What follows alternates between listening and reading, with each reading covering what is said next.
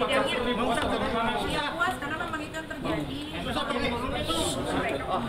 Jadi mereka konsumennya Reza ya seperti yang tadi kalian dengar ya kayak gitu, nggak ada yang disetting, nggak ada yang diajarin, memang itu ada. Kalau prestasi tanya ke lawyerku ya, soalnya mereka yang ngurus bukan aku. Tapi sampai juga masalah itu mungkin kalian ini seberapa kerugiannya, seberapa besar gitu? Nanti malah ada gugatan baru lagi. Apakah Niki gugatan barunya akan Niki? Wah, jadi PN bisa dilihat kok. Kondisi kesehatan gimana Niki? Kesehatan ya kadang drop, kadang sehat, kadang drop, kadang sehat. Pak, tadi saksi ngerasa bertempat Nanti kalau nggak cantik dibilang merana, dibilang sedih, ya kan? Ya kalau mau ketemu orang kan harus dilihat ya. Kak, gugatan apa lagi Kak? Gugatan apa lagi yang akan Ada, nanti dilayangkan? tinggal lihat aja di website PN. Pidana, perdata? Nggak tahu aku itu lawyer. Nah, tadi pas awal sidang kakak sempat nangis apa sih yang kakak rasain Pak? Meringankan atau tidak itu nanti biar keputusan hakim, tapi semuanya memang sesuai sama mereka yang mereka alami, tidak ada setting, tidak ada diajarin, semuanya yang natural aja. Mungkin beberapa kali juga tapi merasa merugikan sebegitunya gitu. Kalau rugi pasti rugi, kan udah 7 bulan. Harusnya film Mark X, Nenek Gayung kan harusnya aku bukan di tangan ditinggal. Big 8 harusnya aku bukan main. Wah, kalau miliar nggak tahu deh, apalagi anak kan, anak udah nggak menilai harganya. Itu cara Ami balas dendam, Mi? Hah? Balas dendam ya? Cara Ami Balas dendam apa? dendam ke- Nggak ada balas dendam dong. Tapi tadi kan Besok biasanya nanti dari jaksa nanti telepon ke Ustaz. tadi nangis. Tadi memang bukan jadwalnya BPA ahli itu bukan jadwalnya sekarang, ahli itu jadwalnya minggu depan. Kalau Niki tadi nangis, kalau tadi nggak datang juga Datang gimana? pasti datang, BPM kan udah bilang. Tadi kata Niki Iya. wawancara abang soalnya mau Niki. Iya. Mengenai apa? Gugatan yang 14 miliar itu tadi. Oh, gugatan saya nggak megang kuasanya, bukan saya. Saya nggak megang kuasanya kalau untuk gugatan. Jadi yang megang proses soalnya tadi kita bukan prestasi. Iya, coba lihat surat kuasanya, itu bukan dari kantor Bang Fahmi, bukan dari tim kami, dari lawyer lain. Jadi saya mau bicara apa kalau itu gugatannya dari kantor lain gitu. Kalau yang ini ya kan dari kantornya, lihat coba teman-teman media cek surat kuasa di kop suratnya itu kantor apa gitu.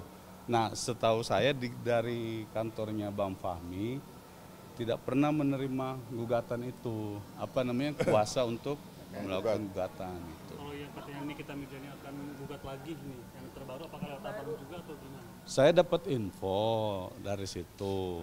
Dia bilang, "Bang, ini saya rencana mau gugat lagi." Dia bilang gitu kan. Tapi kalau soal itu yang saya pahami bukan pakai kantor Bang Fahmi. Kan biasanya Niki pakai kantor Bang Fahmi kan untuk gugat-gugat segala macam itu. Nah, ini belum apa namanya? Belum ada gitu. Nah, saya konfirmasi juga ada beberapa dari teman, dari lawyer lain itu yang dipakai, dia bilang gugatannya kemarin ada info sudah terdaftar, tapi saya dapat lagi info dicabut sebelum gugatan, sebelum persidangan, karena ada perubahan lah apa gitu. Tapi intinya bukan saya di situ, bukan saya sebagai kuasanya gitu.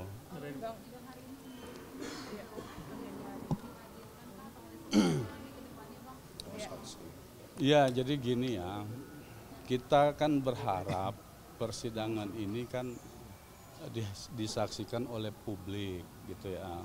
Harapan kita bahwa publik bisa menilai kenapa kedatangan BPOM itu tidak muncul gitu kan di dalam persidangan. Sementara dalam berkas perkara ada ahli dari BPOM yang dijadikan sebagai ahli oleh dari tingkat penyidik sampai penuntutan, tapi kemudian di tingkat persidangan ini tidak hadir gitu. Nah, kami tidak tahu penyebabnya apa.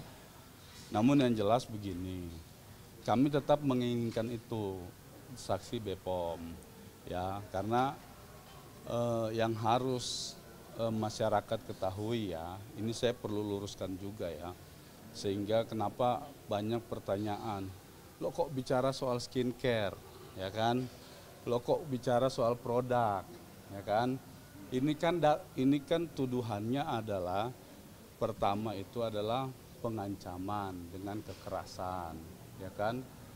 Kemudian yang kedua adalah pelanggaran terhadap Undang-Undang ITE. Yang terakhir itu yang sering ramai di media itu adalah soal TPPU-nya, ya. Jadi saya mau kasih tahu begini, masyarakat itu bahwa perkara ini berawal dari adanya skincare, ya. Kenapa kok bisa hari ini kami menghadirkan fakta korban yang mengalami langsung akibat dari skincare itu. Nah, karena apa? Di dakwaan jaksa penuntut umum juga menyebutkan, ya, ini kalau saya tidak salah ingat begini kira-kira, bahwa terdakwa Nikita Mirzani melalui akun TikTok @niki_huruhara, ya, memposting produk Glavica, ya kan? Lebih spesifiknya lagi apa? Salmon DNA dan atau booster glowing cell. Nah, ini yang menjadi pucuk dimulainya permasalahan ini, ya kan? Sehingga kemudian atas adanya dugaan bahwa, bukan dugaan ya, sekarang BPOM sudah merilis juga fakta-fakta di persidangan juga sudah terungkap bahwa glowing booster cell itu tidak pernah terdaftar, ya kan? Nah, ini yang kemudian disampaikan oleh Nikita, terdakwa Ismail dan Nikita, dia itu dicari oleh Reza Gledis, ya kan? Tujuan dia mencari Reza Gledis itu mau ngapain? Kan tadi saya bilang sumbernya apa? Produk, ini loh, ya, produk ini bermasalah. Publik sudah tahu sekarang bermasalah. Lalu kemudian pelapor Reza Gledis ini menyadari bahwa itu adalah sebuah permasalahan. Nah, dengan upayanya dia mencoba mencari tahu melalui terdakwa Ismail. Nah, disitulah prosesnya, ya kan? Proses ini terjadi. Ada chat-chatan, selamat malam Mail. Waktu persidangan fakta sebelumnya, Dr. Oki menyampaikan, saya ditelepon Reza Gledis. Reza Gledis minta saya untuk dipertemukan sama Nikita. Saya sampaikan, kalau begitu melalui Ismail. Saya sambungkanlah bertiga di situ teleponnya.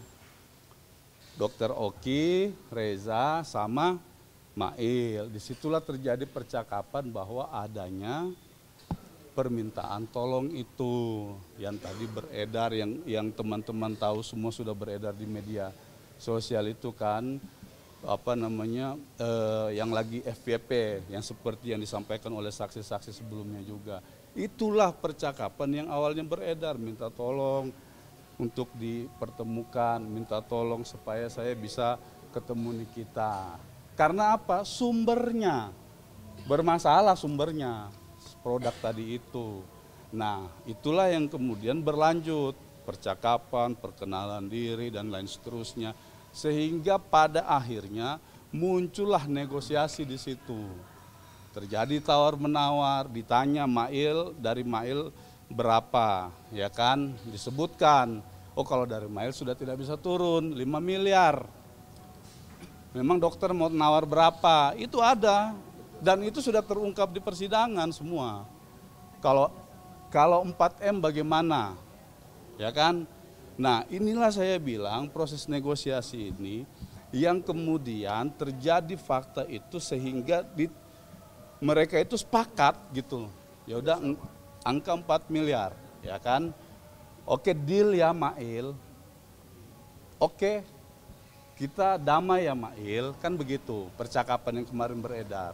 Nah, pertanyaan kemudian nanti teman-teman bisa lihat, kami akan menghadirkan ahli bahasa. Makna dari oke sip itu apa dalam konteks bahasa? Apakah itu persetujuan secara paksa atau persetujuan memang sukarela sama-sama gitu loh, ya? Nanti akan kami hadirkan ahli bahasa di persidangan berikutnya. Ahli BPOM pun minggu depan, Bang. Ahli BPOM belum konfirmasi ke kami, tapi mudah-mudahan kami sangat berharap ahli BPOM bisa hadir di sini.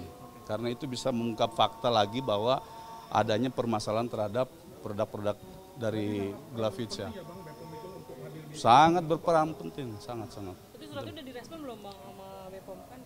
Kami sudah mengirim berapa hari yang lalu, belum ada respon. Mungkin maksimal di hari Senin kami, kalau belum dapat tanggapan akan kami tanyakan langsung ke sana. Oke, Bang, mungkin mengenai selain gugatan Wan Prestasi, nah katanya kan mau gugat baru nih, ada komunikasi? Belum ada. Saya soal gugatan saya belum paham ya. Nanti kalau ada, nanti tergantung nih kita. Bang berarti Udah.